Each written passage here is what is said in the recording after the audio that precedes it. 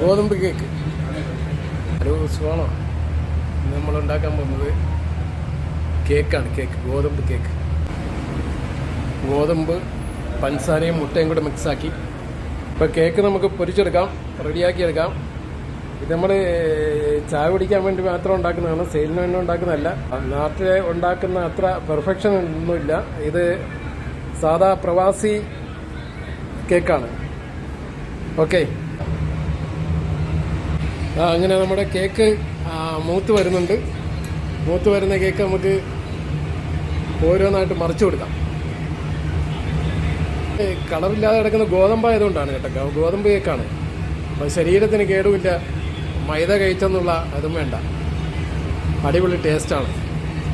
അങ്ങനെ നമ്മുടെ ഗോതമ്പ് കേക്ക് റെഡിയായി കേട്ടോ. ഗോതമ്പ് കേക്ക്